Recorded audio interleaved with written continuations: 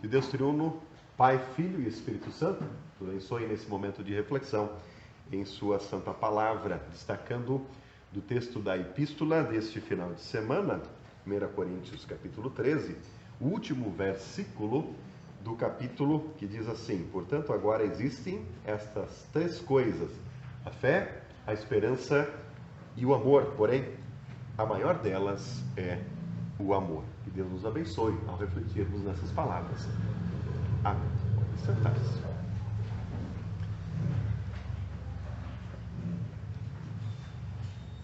Prezados irmãos e irmãs em Cristo, o magnífico texto de 1 Coríntios, capítulo 13, é, sem sombra de dúvidas, um dos pontos mais altos, se não o ponto mais alto, né, de todo o ensinamento do apóstolo Paulo.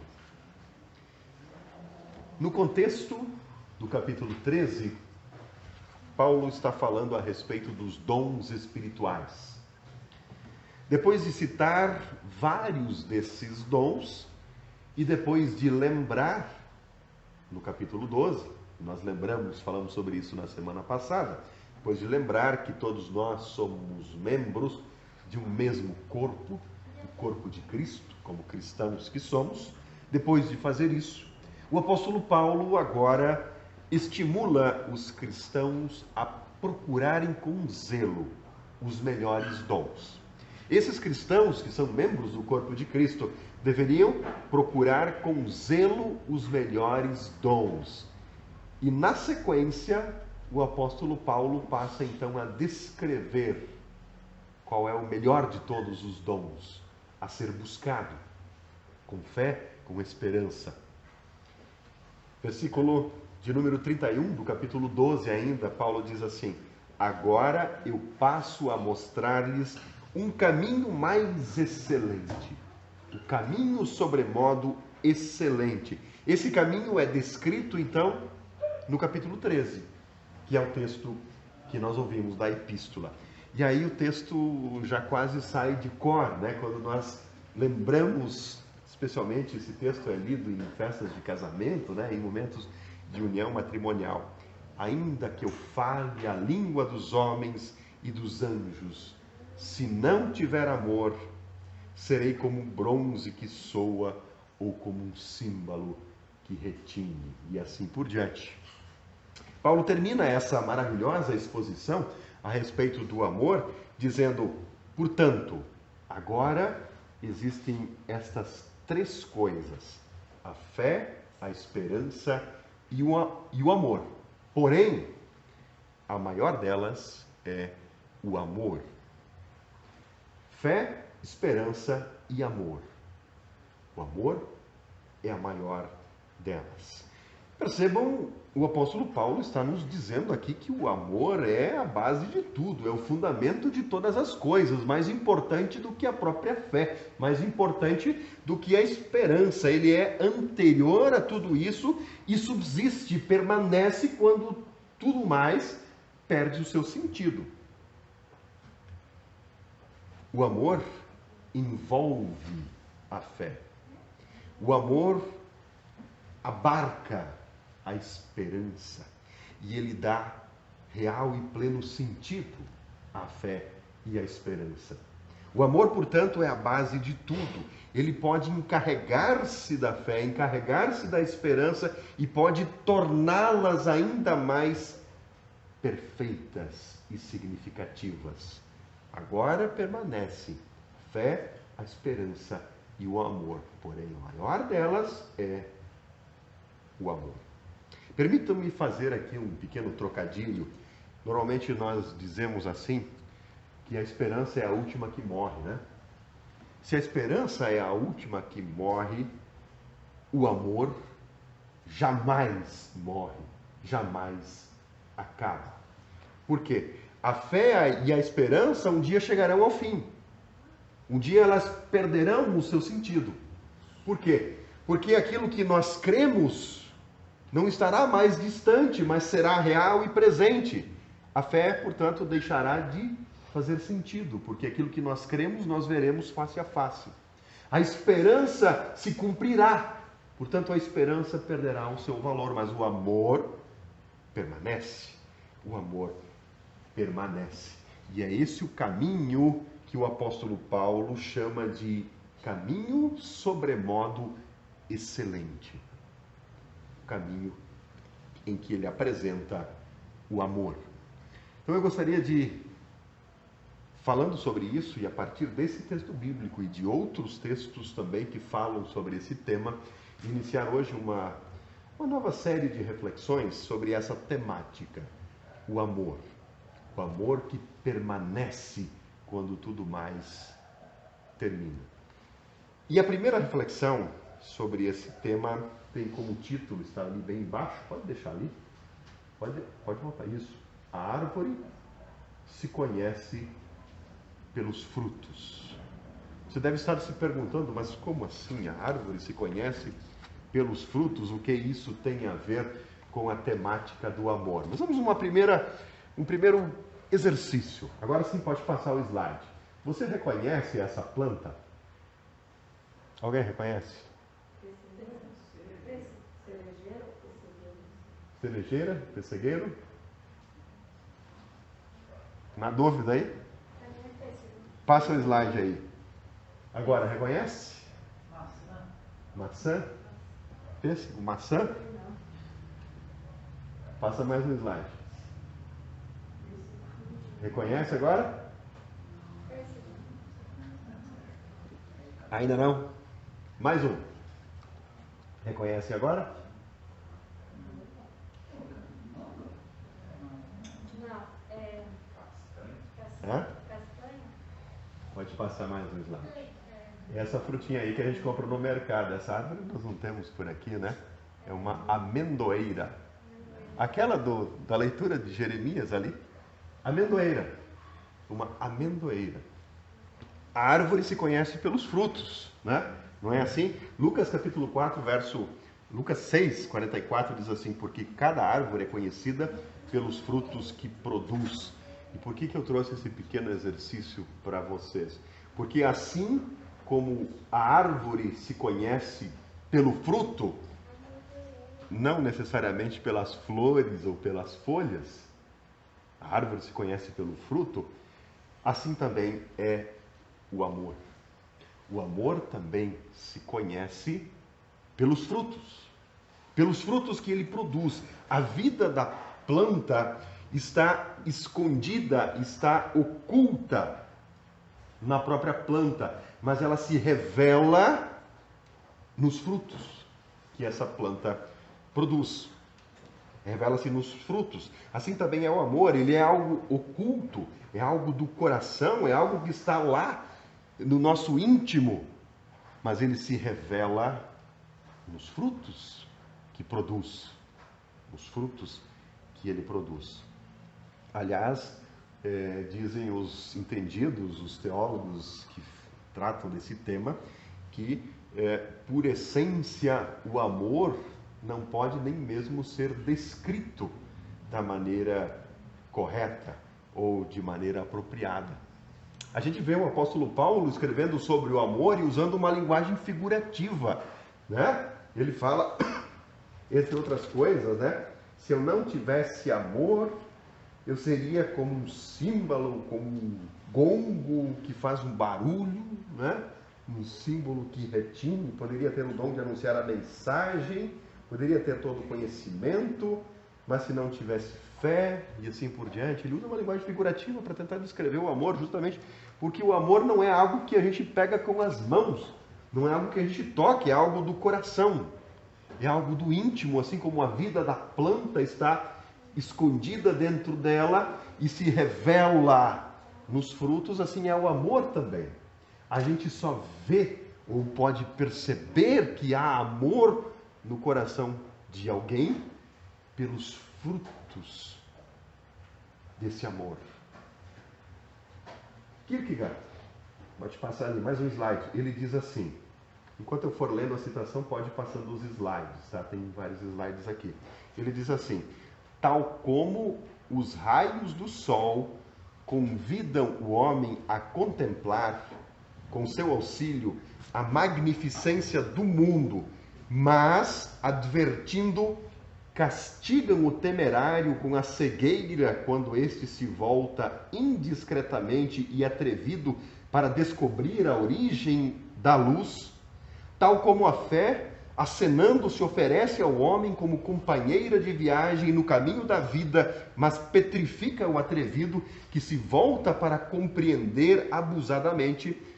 Assim também é o desejo e o pedido do amor, que a sua origem escondida e a sua vida oculta no mais íntimo permaneçam um segredo.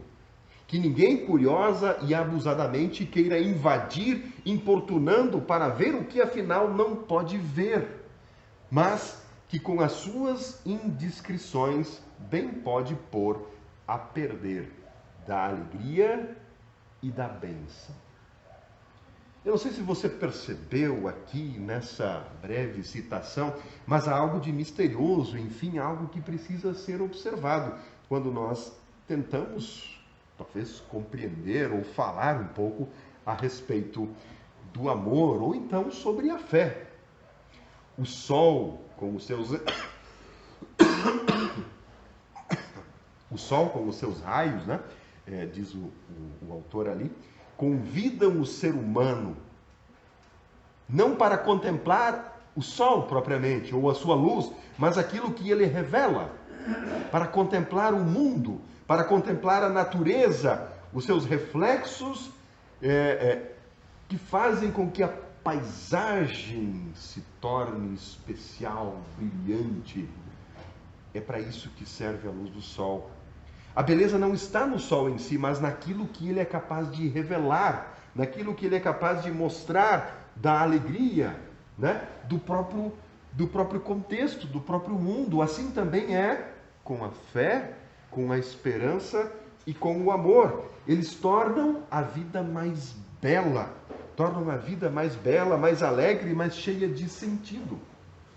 Entretanto, assim como ao olharmos diretamente para o sol, né, a nossa visão fica ofuscada, ou até dá uma espécie de cegueira, né? Assim também acontece com aquele que racionalmente tenta compreender a fé, tenta compreender o que é, afinal de contas, o amor.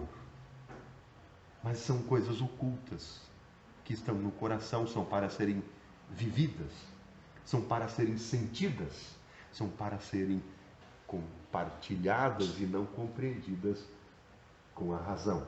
É isso que ele está querendo nos mostrar. E é justamente isso que o texto de Lucas também nos fala.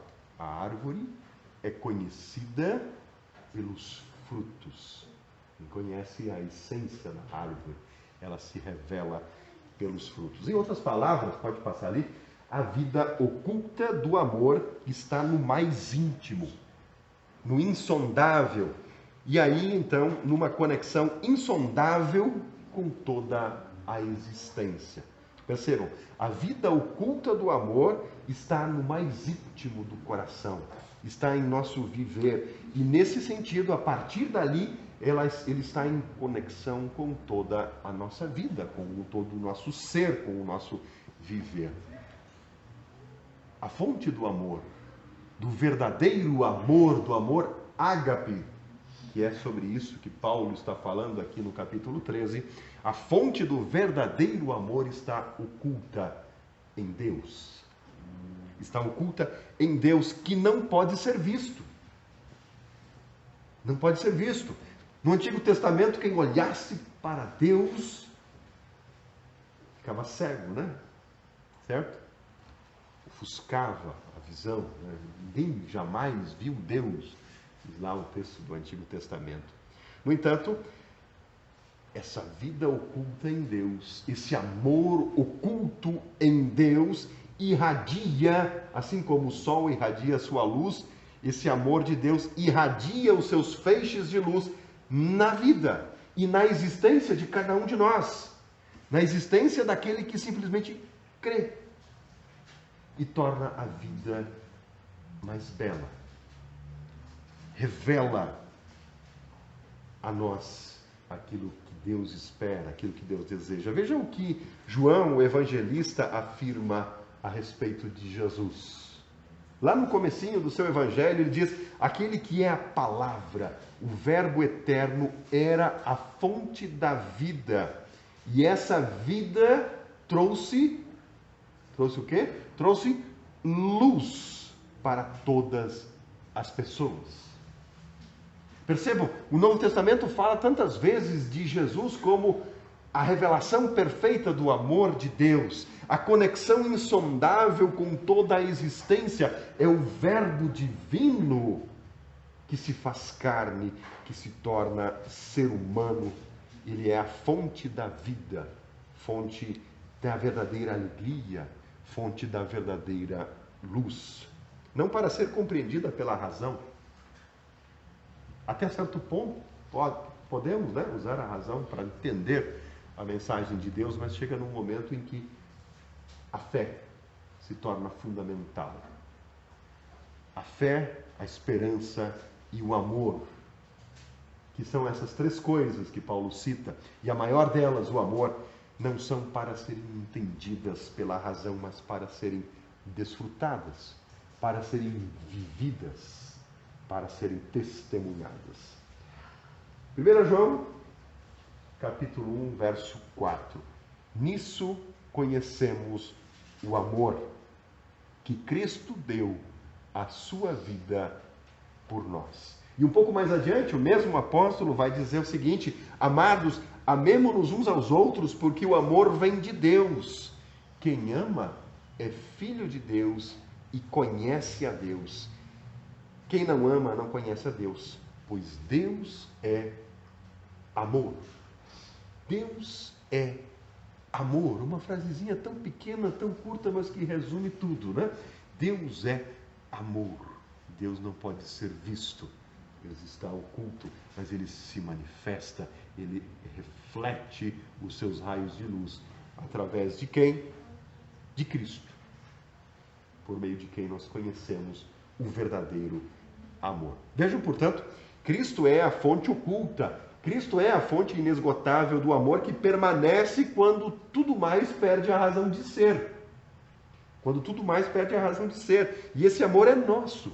Essa esperança é nossa. Essa fé também é nossa para ser vivida, para ser testemunhada, para ser compartilhada com o nosso próximo.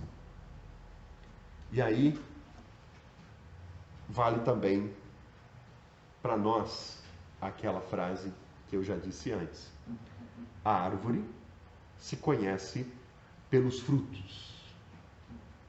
Mas alguém poderia dizer, não necessariamente. Não necessariamente. Uma árvore também pode ser conhecida pelas folhas ou pelas flores, certo? Sim, é verdade. Mas o fruto essencial, o sinal essencial que identifica a árvore é o fruto. Se você se arriscar a reconhecer uma árvore apenas pelas folhas, e foi o exercício que a gente fez ali, ou pelas flores, pode ser que, chegando à época dos frutos, você se decepcione, porque aquela árvore talvez nem dê frutos. Ou o fruto é completamente diferente do que o que você imaginava. É justamente assim também que ocorre com o amor. O apóstolo João diz assim, 1 João 3,18: filhinhos, não amemos de palavra, nem da boca para fora, mas de fato e de verdade. Quando nós amamos apenas por palavras ou então da boca para fora, esse amor é como as folhas da árvore ou então como as flores. É bem verdade que também as palavras expressam o amor, podem ser sim um sinal de amor, mas são um sinal incerto. Amar não se deve com palavras ou modos de falar, pelo contrário, deve-se antes reconhecer que, pelo fato de apenas existirem folhas e flores, talvez seja porque o amor ainda não teve tempo de amadurecer, de produzir bons frutos. E é esse amadurecimento que Paulo espera dos cristãos que estão lendo a primeira carta que ele escreve aos Coríntios. Eu disse antes, ele está falando sobre dons espirituais. Ele falou sobre sermos o corpo de Cristo, individualmente membros desse corpo, e cada um desses membros é importante nesse corpo. E Paulo continua essa sua argumentação dizendo: procurem com zelo os melhores dons. Paulo está preocupado com a saúde geral desse corpo. E esse corpo, feito por diversos membros, precisa buscar o caminho sobremodo excelente, que é o caminho da fé, da esperança e do amor. Procurem com zelo os melhores dons, diz Paulo em 1 Coríntios capítulo 12. Pode passar ali.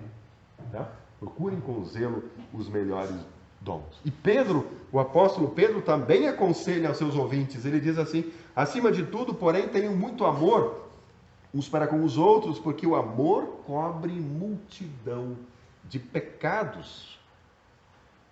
O amor cobre multidão de pecados. E voltando de novo para 1 Coríntios 13, o amor é paciente, o amor não arde em ciúmes, não se envaidece, não é orgulhoso, não se conduz de forma inconveniente, o amor não busca os seus próprios interesses, não se irrita, não se ressente do mal. O amor não se alegra com a injustiça, mas se alegra com a verdade. O amor tudo sofre, tudo crê, tudo espera, tudo suporta. São os frutos que dão a conhecer a árvore, né? O apóstolo João, mais adiante, pode passar ali, também vai nesse sentido quando ele diz: nisso conhecemos o amor, que Cristo deu a sua vida por nós, portanto também nós devemos dar a nossa vida pelos irmãos. 1 João capítulo 3, verso 16. Conhecemos o amor de fato através de Jesus. Pelo fato de ser ele a árvore que no devido tempo dá o seu fruto. Foi assim com Jesus, na sua morte, na sua ressurreição.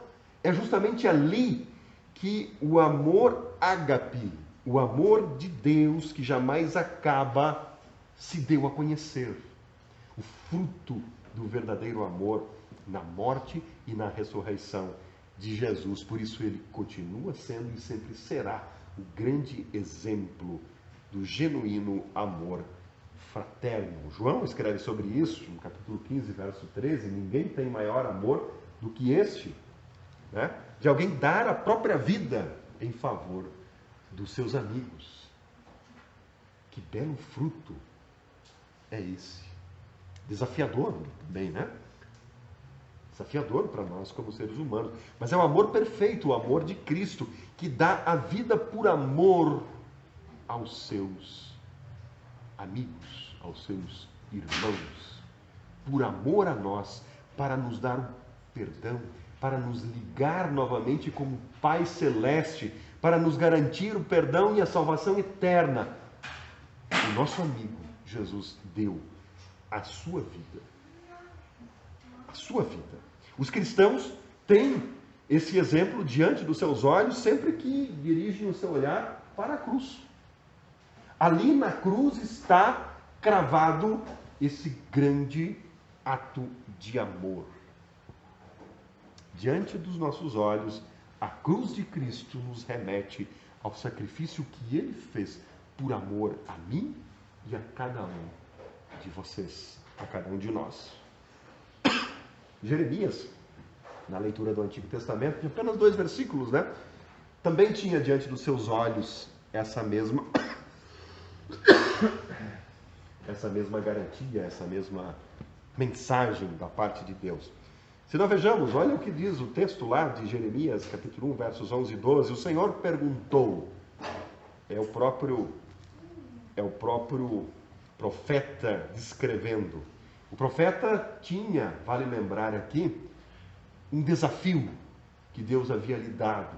ele deveria anunciar ao povo de Israel, o povo que estava sofrendo, passando por momentos difíceis. Jeremias deveria anunciar a eles uma mensagem de fé, de esperança e de amor. E aí, diante da relutância do profeta, ele não queria, ele dizia assim: eu não sei falar, eu não sei o que eu vou dizer ao povo. E aí Deus diz para ele: o que você está vendo? O que você está vendo aí na sua frente? E aí o profeta responde: eu estou vendo um galho de amendoeira, que em hebraico se pronuncia shoket. Eu estou vendo um shoket. O Senhor me disse, continua o profeta, você está certo, eu também estou vigiando. E a palavra vigiando em hebraico é shaket. Percebam a semelhança entre as palavras. Eu estou vigiando para que as minhas palavras se cumpram. Trata-se de um trocadilho. Em português acaba perdendo um pouco o sentido, né?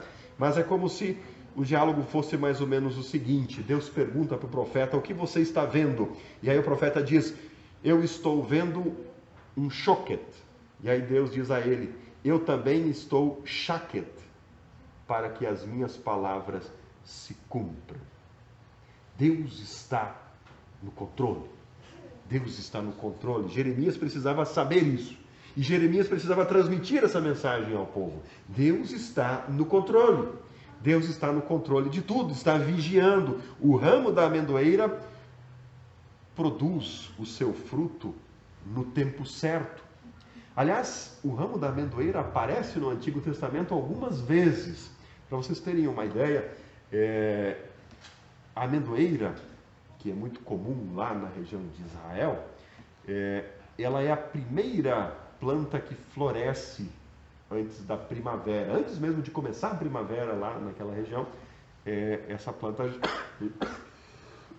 já lança as suas flores, né? Então ela é a primeira, e nesse sentido ela vigia, ela está na frente, né?